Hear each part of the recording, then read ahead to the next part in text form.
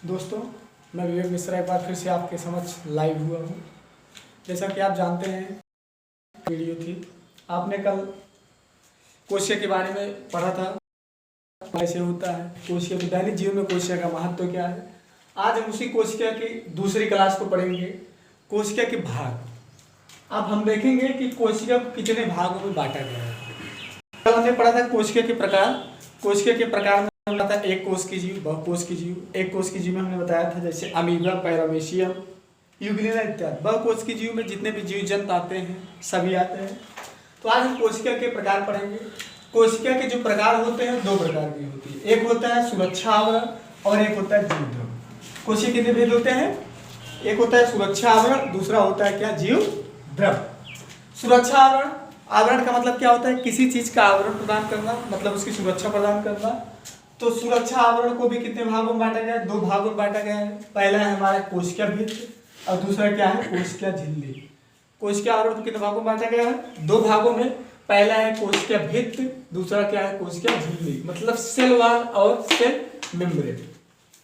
तो सबसे पहले हम बात करते हैं कोशिका भित्त की। कोशिका भित्त से सबसे इंपॉर्टेंट क्वेश्चन पूछा जाता है, कोशिका भित्त किसमें पाया जाता है? तो कोशिका भित्त कहाँ पाया जाता है? केवल पादपों में पाया जाता है। कोशिका भित्त कहाँ पाया जाता है? केवल पादपों में पाया जाता है। मतलब पादपों की आपसे क्वेश्चन पूछा जा सकता है कि पादप में क्या पाया जाता है, तो पादप में क्या पाया जाता है? कोशिका भित्त पाया जाता है। अगला क्वेश्चन यहाँ से बनता है कि पादपों की कोशिका भित्त किसकी बनी होती है? तो हम जानते हैं कि पादपों की कोशिका भित्त किसकी बनी होती है? सेलुलोज की बनी होती है। सेलुलोज क्या है? एक प्रकार का कार्बोहाइड्रेट है। कार्बोहाइड्रेट मतलब शर्करा। सेलुलोज क्या है? कार्बोहाइड्रेट है, और जो कि एक प्रकार की क्या है? शर्करा। कहने का मतलब प्राकृत में पाए जाने वाला सर्वाधिक कार्बोहाइड्रेट क्या है? तो क्या है? सेलुलोज। प्राकृत में पाए जाने वाला सर्वाधिक कार्बोहाइड्रेट क्या है? हमारा सेलुलोज है। ठीक, सेलुलोज किस में पाया जाता है? कोशिका भित्त में। कोशिका भित्त, पादप की कोशिका भित्त किसकी बनी होती है? सेलुलोज। यहाँ तक बातें समझ में आई? अगर कोई भी डाउट हो तो कमेंट सेक्शन में आप कमेंट कर सकते हैं। ठीक, दूसरी बात करते हैं कोशिका झिल्ली की। कोशिका झिल्ली क्या होता है? कोशिका झिल्ली जो होता है, ऐसे हमारी कोशिका होती है, जो सबसे बाहरी आवरण होता है कोई क्या होता है? हमारा कोशिका भित्त होती है। क्या होता है? कोशिका भित्त होती है। इसके बाद एक पतली सी परत लगी होती है जिसे क्या कहता है? कोशिका झिल्ली कहा जाता है। कोशिका झिल्ली कहा जाता है। जो पतली सी परत होती है उसे क्या कहा जाता है? कोशिका झिल्ली कहा जाता है। इसका क्या कार्य होता है? यह जंतु को, यह जंतु कोशिका की सबसे बाहरी आवरण का निर्माण करती है। कहने का मतलब कि कोशिका झिल्ली किसमें पाई जाती है? तो जंतु कोशिका में पाई जाती है। कहाँ पाई जाती है? सबसे पहली बात जंतु कोशिका में पाई जाती है। जबकि पादप कोशिका में क्या पाया जाता है? कोशिका भित्ति पाई जाती है। और कोशिका भित्ति किसकी बनी होती है?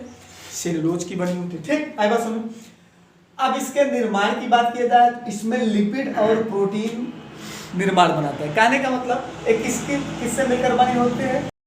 और प्रोटीन से बनी होती है। किससे बनी होती है? लिपिड और प्रोटीन से बनी होती है। तीसरा क्वेश्चन यहाँ से बनता है, इसे कोशिका का द्वारपाल कहा जाता है। क्या कहा जाता है? कोशिका का द्वारपाल। सबसे ज्यादा इंपॉर्टेंट क्वेश्चन है, इसे क्या कहा जाता है? कोशिका का द्वारपाल कहा जाता है। क्या कहा जाता है? कोशिका का द्वारपाल।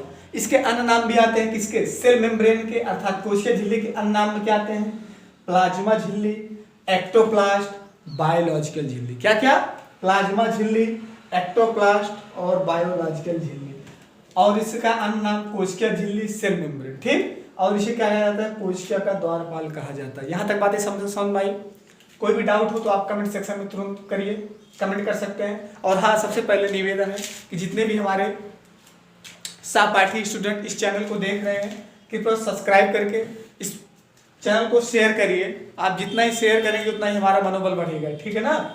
तो लॉकडाउन भी है, इसलिए शेयर करते रहिए। ठीक भैया, आई बात सुन में? यहाँ तो कोई डाउट? हमने आज बताया कोशिका के प्रकार। कोशिका कितने प्रकार की होती है? दो प्रकार की होती है, सुरक्षा आवरण, जीव द्रव। सबसे पहले हम सुरक्षा आवरण की बात करेंगे। इसमें दो प्रकार के होते हैं। कौन कौन सी? कोशिका भित्ति। कोशिका भित्ति कहाँ पाई जाती है? हम जानते हैं केवल पादप में पाई जाती है। अब क्वेश्चन बनता है कि पादप की कोशिका भित्ति किसकी बनी होती है, तो सेलुलोज की बनी होती है। सेलुलोज क्या होता है, सेलुलोज एक प्रकार का कार्बोहाइड्रेट है। जो अब क्वेश्चन भी बनता है कि प्राकृत में पाए जाने वाला सर्वाधिक कार्बोहाइड्रेट क्या है, तो क्या होता है भैया, सेलुलोज होता है, जो कि एक प्रकार की क्या है, शर्करा है। ठीक, दूसरा बात की हम कोशिका झिल्ली की। यह जंतु कोशिका की सबसे बाहरी आवरण का निर्माण करती है और एक इसके निर्माण में कौन कौन सी चीजें भाग लेती हैं, तो लिपिड और प्रोटीन इसके निर्माण में भाग लेती हैं। इसे कोशिका का द्वारपाल कहा जाता है। जो क्वेश्चन यहाँ सबसे ज्यादा पूछा जाता है, कोशिका का द्वारपाल किसे कहा जाता है, तो हम जानते हैं कोशिका का द्वारपाल किसे कहा जाता है, कोशिका झिल्ली या प्लाज्मा झिल्ली, एक्टोप्लास्ट या बायोलॉजिकल झिल्ली। यहाँ तक बातें समझ आई? कोई डाउट हो तो कमेंट बॉक्स में कमेंट करिए। ठीक भैया, आगे बढ़े हम। ठीक, समझ पाई बात? चलिए हम देखते हैं जीव द्रव्य। किसकी चर्चा करते हैं, जीव द्रव्य की चर्चा करते हैं। हमारा सुरक्षा आवरण हो गया, जीव द्रव्य की चर्चा करते हैं। जीव द्रव्य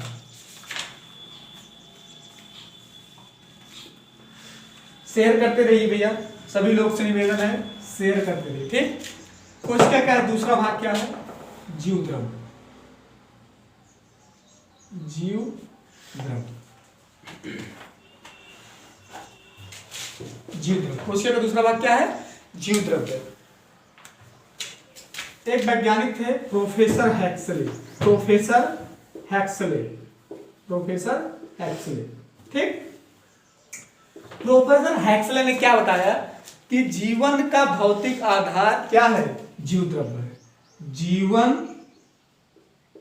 जीवन का भौतिक आधार, जीवन का भौतिक आधार कहने का मतलब प्रोफेसर हैक्सले ने बताया कि जीव द्रव्य है जो, और जीवन का भौतिक आधार है। जबकि इसका नामकरण किसने किया, इसका नामकरण जो किया,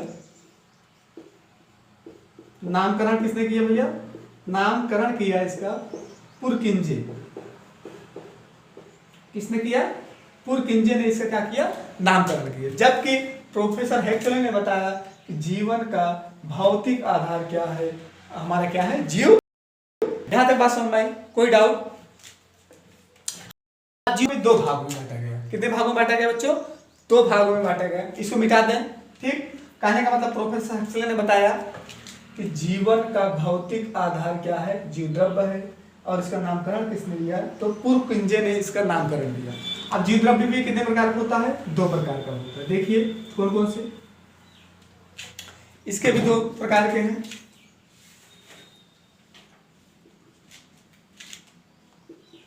इसके दो प्रकार होते हैं। पहला हमारा है कोशिका द्रव्य, कोशिका द्रव्य। दूसरा बताया उन्होंने केंद्र। दूसरा क्या बताया, केंद्र। कहने का मतलब कोई जीव द्रव्य के जो प्रकार है, कितने प्रकार के होते हैं, दो प्रकार के होते हैं। एक होता है कोशिका द्रव्य, एक होता है केंद्र। कोशिका द्रव्य और केंद्र, इसको बोला जाता है साइटोप्लाज्म, साइटोप्लाज्म। और केंद्र को आप लोग जानते हैं न्यूक्लियस बोला जाता है। क्या बोला जाता है, न्यूक्लियस, न्यूक्लियस बोला जाता है। ठीक, तो जीव द्रव्य को जो नामकरण दिया था, किसने दिया था, पुरकिंजे ने। पुरकिंजे ने क्या बताया, इसका नामकरण दिया। जबकि जीवन का भौतिक आधार किसने माना, भौतिक आधार किसने माना, हैक्सले ने। हैक्सले ने इसको जीवन का भौतिक आधार माना। ठीक, आई बात समझ में? यहाँ तक दो प्रकार के होता है, कोशिका द्रव्य और केंद्र। जीव द्रव्य को कितने भागों में बांटा गया, दो भागों में। कौन कौन से, कोशिका द्रव्य और केंद्र। अब थोड़ा सा हम कोशिका द्रव्य के बारे में और चर्चा करते हैं, जीव द्रव्य के बारे में। जीव द्रव्य के बारे में हम चर्चा करते हैं। जीव द्रव्य,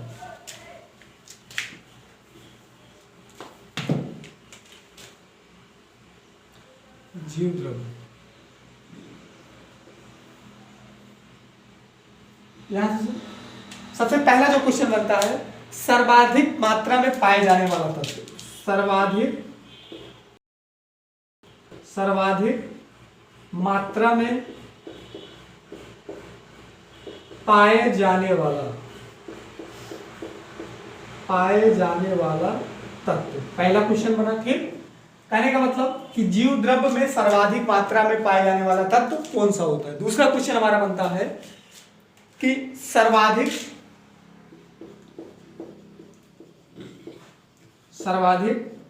कार्बनिक पदार्थ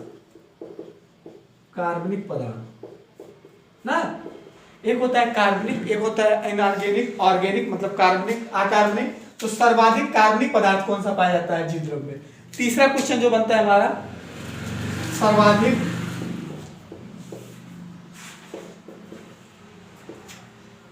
अकार्बनिक पदार्थ कौन सा, सर्वाधिक अकार्बनिक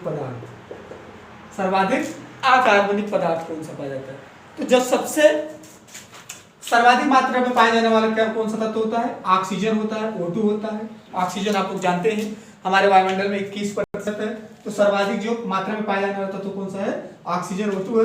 अब सर्वाधिक कार्बनिक पदार्थ में अगर बात की जाए, जीव द्रव्य में सर्वाधिक कार्बनिक पदार्थ कौन सा होता है, तो प्रोटीन होता है। क्या होता है भैया, प्रोटीन। और अगर सर्वाधिक अकार्बनिक पदार्थ की बात करेगा तो क्या होता है, जल होता है। क्या होता है, जल, H2O, जल का अनुपात जानते हैं 8 दूनी 16, 2 18 होता है, ठीक है ना। तो जल एक प्रकार का अकार्बनिक पदार्थ है। जबकि कार्बनिक पदार्थ की बात करेगा तो सबसे ज्यादा क्या पाया जाता है, कार्बनिक पदार्थ की बात करेगा तो सबसे ज्यादा प्रोटीन पाया जाएगा। जबकि अकार्बनिक पदार्थ की बात करेगा तो सबसे ज्यादा क्या पाया जाएगा, जल। और जब सर्वाधिक मात्रा में पाया जाने वाला तत्व की बात करेगा तो क्या होगा, ऑक्सीजन होगा। आई बात यहां तक समझ में, कोई डाउट, ठीक है भैया। इसको मिटाया जाए तो सर्वाधिक मात्रा में पाया जाने वाला तत्व O2, सर्वाधिक अकार्बनिक पदार्थ कौन सा होता है, प्रोटीन, सर्वाधिक अकार्बनिक पदार्थ क्या होता है, जल। आई बात समझ,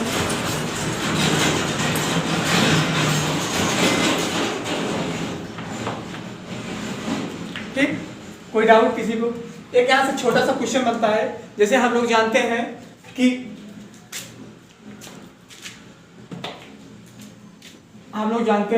देखिए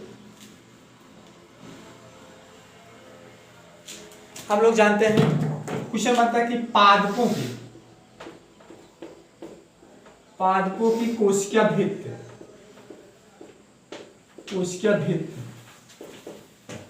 बनी होती है किसकी, सेलुलोज की। अभी हमने चर्चा किया,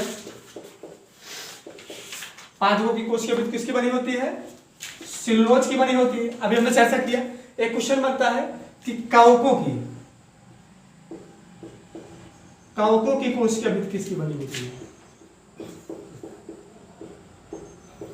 कोशिका भित्ति किसकी बनी होती है। तो कोशिका भित्ति जो बनी होती है कवकों की, वो किसकी बनी होती है, काइटिन की। किसकी, काइटिन की। भैया बहुत इंपॉर्टेंट क्वेश्चन है, कवकों की कोशिका भित्ति किसकी बनी होती है, काइटिन की। जबकि पादपों की कोशिका भित्ति किसकी बनी होती है, सेलुलोज की बनी होती है। और एक क्वेश्चन यहां से और भी बनता है, कीटों का कंकाल किसे कहा जाता है, तो कीटों का जो कंकाल होता है उसे किसे कहा जाता है, पेक्टिन को कहा जाता है। किसको कहा जाता है, पेक्टिन को कहा जाता है। पेक्टिन को कीटों का कंकाल कहा जाता है। मतलब कीटों का कंकाल का मतलब पेक्टिन भी क्या होता है, कीटों से बना होता है। तो कीटों का कंकाल किससे कहा जाता है, पेक्टिन को। कवकों की कोशिका भित्ति किसकी बनी होती है, काइटिन की बनी होती है। पादपों की कोशिका भित्ति किसकी बनी होती है, सेलुलोज की बनी होती है। आई बात यहाँ पे समझ में, कोई डाउट किसी को। तो हम आगे अब चर्चा करते हैं किसकी, जीव द्रव्य के बारे में थोड़ा सा डिस्क्रिप्ट पढ़ेंगे हम, ठीक। इसको मिटा रहे हैं, तब तक आप लोग शेयर करते रहिए। जो चीजें ना समझ में आए कमेंट बॉक्स में आप लोग जरूर कमेंट करिए। और आपसे विनम्र निवेदन है कि आप लोग इस चैनल को जगह शेयर करते रहिए, ठीक है ना। वैसे भी इस समय छुट्टी का माहौल है, सब लोग घर पर हैं, मौज मस्ती कर रहे हैं, ठीक है ना। तो वीडियो भी देखते रहिए, साथ साथ पढ़ाई भी करते रहिए और साथ साथ एंजॉय भी करते रहिए, ठीक है। तो हम देखते हैं जीव द्रव्य। हमने बताया जीव द्रव्य के प्रकार 2 प्रकार के होते हैं। जीव द्रव्य कितने प्रकार के होते हैं, 2 प्रकार के होते हैं। कौन कौन से, कोशिका द्रव्य,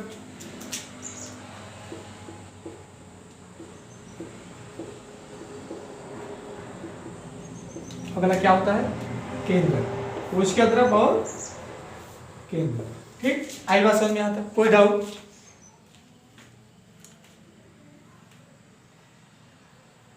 अब कोशिका द्रव में ही इसके कई प्रकार हैं, इसके कई प्रकार हैं, ठीक है ना। कोशिका द्रव में है इसके कई प्रकार हैं। पहला है इंडोप्लाज्म, इंडोप्लाज्म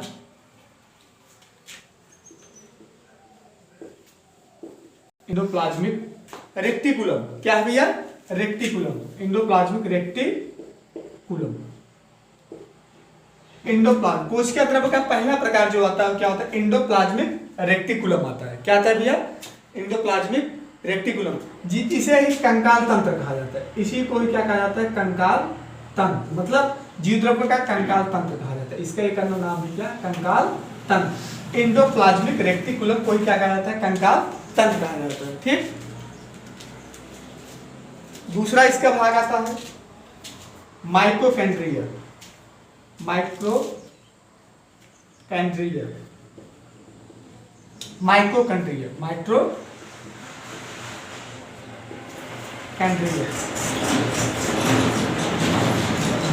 क्या कहते हैं? माइटोकॉन्ड्रिया। माइटोकॉन्ड्रिया से आप लोग पहली बात पढ़ते होंगे, इसे ऊर्जा का फैक्ट्री है, निर्माण कहा जाता है, कोशिका का पावर हाउस भी कहा जाता है। तो दूसरा हमारा क्या है? हमारा माइक्रोकॉन्ड्रिया। पहले क्या है? इंडोप्लाज्मिक रेक्टिकुलम, और दूसरा हमारा माइक्रोकॉन्ड्रिया, माइक्रोकॉन्ड्रिया। तीसरा हमारा आता है क्या? लाइसोसोम। क्या आता है? लाइसोसोम। क्या था भैया? लाइसोसोम। तीसरे को क्या कहता है? लाइसोसोम। अगर हम इसकी बात करें इंडोप्लाज्मिक रेक्टिकुलम की, इसकी खोज किसने किया था? पोर्टर ने किया था। किसने किया था भैया? पोर्टर ने। किसने किया था? पोर्टर ने किया था, पोर्टर। और सन अगर पूछा जाएगा तो कब किया था? 1945, 1945 ईस्वी में पोर्टर ने इंडोप्लाज्मिक रेक्टिकुलम का क्या किया था? खोज किया था। आई बात यहाँ तक समझ में? इसे कोशिका का कंकाल तंत्र भी कहा जाता है, ठीक। भैया बात समझ आई यहाँ तक? अब देखिए दूसरी बात करें केंद्रक की। केंद्रक से जो सबसे ज्यादा क्वेश्चन पूछा है, इसे कोशिका का डायरेक्टर कहा जाता है। क्या कहा जाता है? डायरेक्टर कहा जाता है। इसको क्या कहा जाता है? केंद्रक को कोशिका का डायरेक्टर कहा जाता है।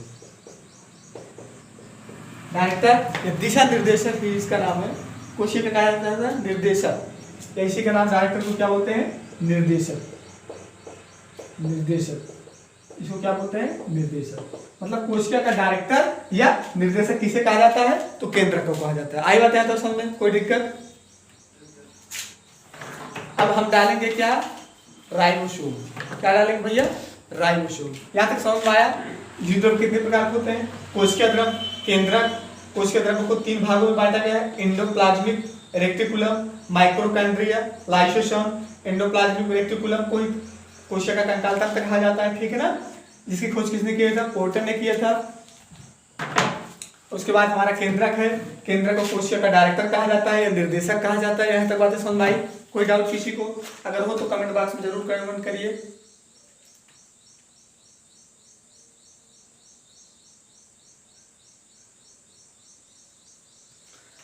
देखिए कुछ लोग कह रहे हैं इसका हिंदी में क्या होगा, तो इसका हिंदी में जान लाइएगा। इसका हिंदी में नाम आता है अंतः प्रदब्बी जालिका। क्या भैया? अंतः प्रदब्बी जालिका। इसका हिंदी में नाम है एंडोप्लाज्मिक रेक्टिकुलम का हिंदी में नाम है अंतः प्रदब्बी जालिका। क्या नाम है? अंतः प्रदब्बी जालिका। इसे ही कोशिका का कंकाल तंत्र भी कहा जाता है। मतलब एंडोप्लाज्मिक रेक्टिकुलम को कोशिका का क्या कहा जाता है? कंकाल तंत्र कहा जाता है। इसका हिंदी में नाम क्या है? अंतः प्रदब्बी जालिका, ठीक। अब देखिए थोड़ा सा हम अंतः प्रदब्बी जालिका का कार्य देख लेंगे। अंतः प्रदब्बी जालिका का कार्य देख लेंगे, क्या कार्य करता है भाई। इसका भी कुछ काम होगा, मतलब कहने का मतलब अंतः प्रदब्बी जालिका इंग्लिश हमने आपको बताया है क्या होता है। इंडो प्लाज्मिक रेक्टिकुलम, ठीक। इसका जो कार्य होता है, कार्य हम क्या देखेंगे, कार्य।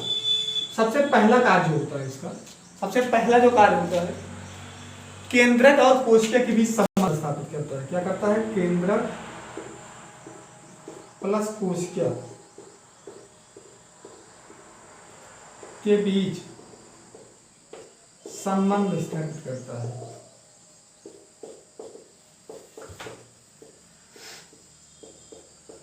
क्या करता है, केंद्रक और कोशिका के बीच संबंध स्थापित करता है। ठीक है भैया, आई बात सुन। दूसरा है कोशिका भित्ति तथा कोशिका विभाजन, कोशिका भित्ति तथा कोशिका विभाजन में सहायक होता है। क्या होता है भैया, सहायक होता है। मतलब पहला कार्य क्या है, केंद्रक और कोशिका के बीच में संबंध स्थापित करता है। दूसरा क्या क्या होता है, कोशिका भित्ति तथा कोशिका के विभाजन में सहायक होता है। आई बात यहाँ तक समझ में, कोई डाउट किसी को?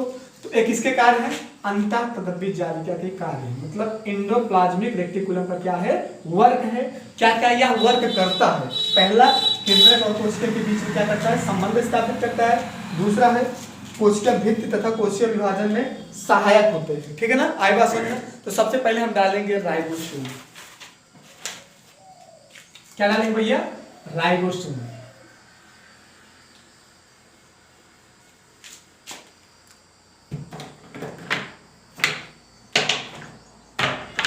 क्या डालेंगे, राइबोसोम।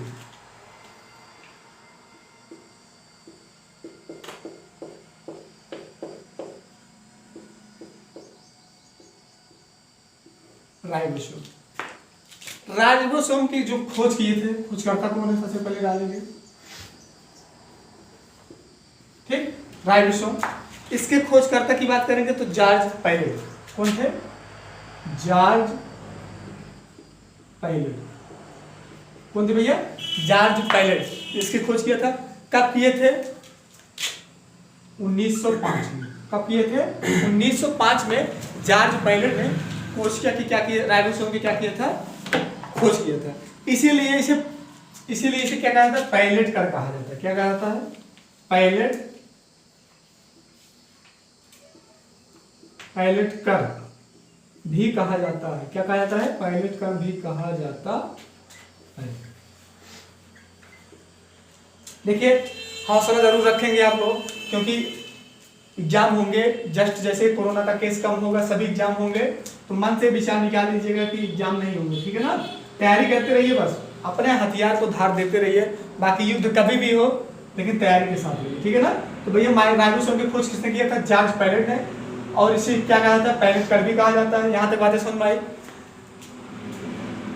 अब देखिए, अगर हम आपसे बात करें, जो सबसे इंपॉर्टेंट क्वेश्चन है, बात करता है दो राइबोसोम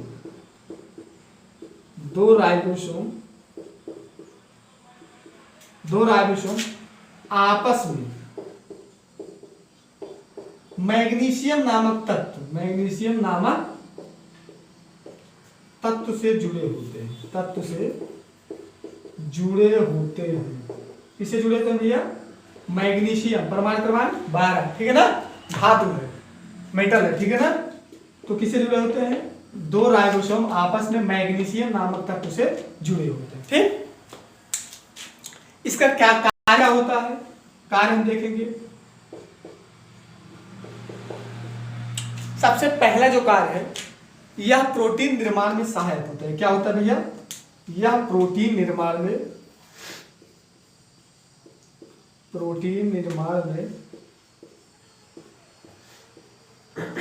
सहायक होता है। क्या होता है, सहायक होता है। या प्रोटीन निर्माण में क्या होता है, सहायक होता है।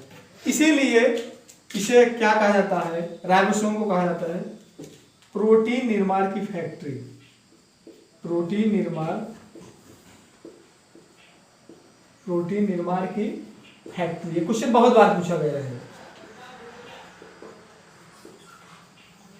इसीलिए इसे कहा जाता है प्रोटीन निर्माण की फैक्ट्री कहा जाता है। किसे कहा जाता है, राइबोसोम को। क्या कहा जाता है, प्रोटीन निर्माण की फैक्ट्री। देखो खोज जांच पैलेट, इसीलिए इसे क्या कहा जाता है, पैलेट कण भी कहा जाता है।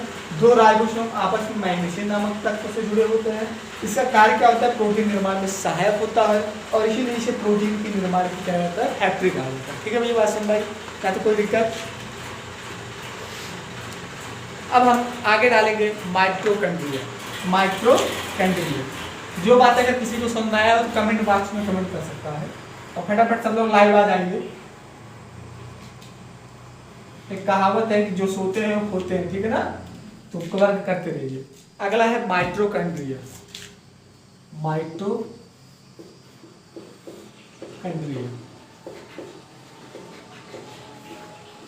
माइटोकॉन्ड्रिया, ठीक है ना। आज हमने जितनी भी चीजें बताई हैं उस पर एक बार आप लोग जरूर विचार करिएगा, पढ़िएगा, ठीक है ना। चर्चाएं, अब इसके आगे की चर्चाएं कल चलेंगी और माइटोकॉन्ड्रिया कल बताया जाएगा। ठीक भैया, तो जितना भी चीजें बताए गए आज हमने कोशियों का प्रकार बताया आपको पता ही होगा। ठीक, इसके आगे की चर्चाएं कल चलेंगी। धन्यवाद बहुत बहुत। और सब लोगों से विनम्र निवेदन है कि इस चैनल को ज़्यादा से ज़्यादा शेयर करिए, सब्सक्राइब करिए, ठीक है। और हमारा भी मनोबल बढ़े, क्योंकि हम लोग आप लोगों के बीच में पहली बार आए हैं ऑनलाइन क्लास में, इसलिए सब लोग शेयर करिए। और जो भी गलतियां हो पढ़ाने में, कोई भी गलतियां हो तो आप कमेंट सेक्शन में कमेंट कर सकते हैं, ताकि कल आपको सुधार जाए। एनी डाउट हो, कोई भी डाउट हो तो आप कमेंट में कर सकते हैं, उसको कल क्लियर किया जाएगा। कोई टेंशन लेने की जरूरत नहीं है, सिर्फ आप लोग चैनल को देखते रहिए और शेयर करिए, मस्ती के साथ रहिए, स्वस्थ रहिए, मस्त रहिए, ठीक है ना। धन्यवाद बहुत बहुत।